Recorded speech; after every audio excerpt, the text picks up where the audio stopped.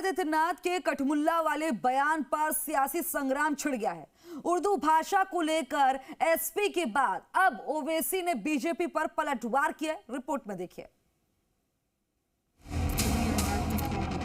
उसको मौलवी बनाना चाहते हैं, कठमुल्ला पर की ओर देश को ले जाना चाहते हैं। ये नहीं चल सकता। उर्दू से दुश्मनी करना जिद्दोजहद आजादी से दुश्मनी करने के बराबर है। यूपी विधानसभा से शुरू हुए कठमुल्ला विवाद में अब हैदराबादी भाईजान की एंट्री हो चुकी है। हैदराबाद से सांसद असदुद्दीन ओवैसी ने सीएम योगी पर पलटवार किया।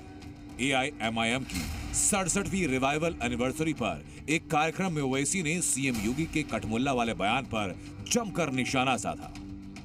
इनको समाज के सामने एक्सपोज करना चाहिए। अपने बच्चों को ये लोग पढ़ाएंगे इंग्लिश स्कूलों में, और दूसरे के बच्चे के लिए अगर वो सुविधा सरकार देना चाहती है, कहते नहीं उर्दू पढ़ाओ इसको, यानी उसको मौलवी बनाना चाहते हैं, कठमुल्ला पर की ओर देश को ले जाना चाहते हैं। ये नहीं चल सकता। उत्तर प्रदेश के मुख्यमंत्री ने कहा कि उर्दू पढ़ने से कठमुल्ले बनते हैं।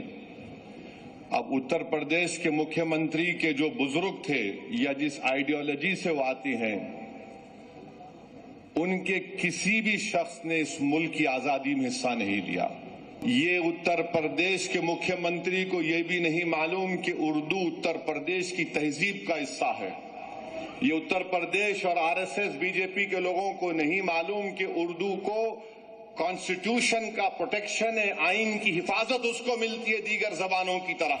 दरअसल योगी ने कठमुल्ला वाला बयान सपा की तरफ से उर्दू को विधानसभा की कार्रवाई में शामिल करने की मांग पर दिया।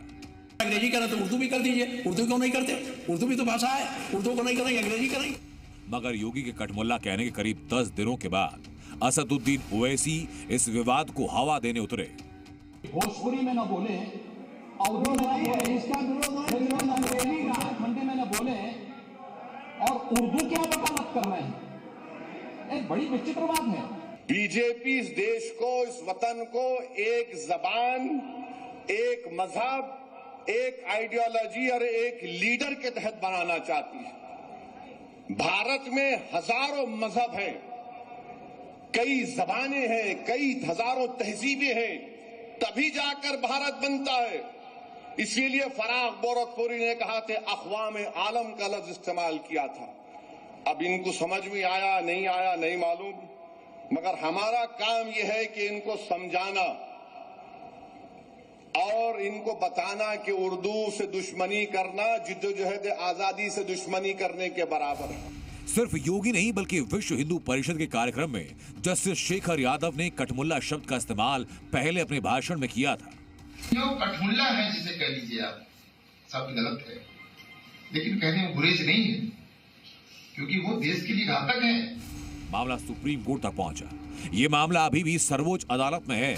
उस समय justice Yadav common civil code समेत कई मुद्दों पर करीब 33 मिनट बोले, लेकिन वायरल हुआ केवल कठमुल्ला, जिसका शाब्दिक अर्थ काठ का मुल्ला। इसके अलावा धार्मिक कट्टरपंथी विचारों के लिए, रूढ़िवादी सोच रखने वालों के लिए मुल्ला, मौलाना, मौलवी इस्लाम में प्रचलित है। धार्मिक शिक्षा देने वालों के लिए, गलत तालीम देने वालों के लिए, अपने दिमाग से सही नहीं सोचने वालों के लिए कुछ लोग मुल्ला शब्द का इस्तेमाल करते हैं। लेकिन सबसे पहले इस शब्द का उपयोग किसने किया, इस शब्द का उपयोग कब किया, ये नहीं पता।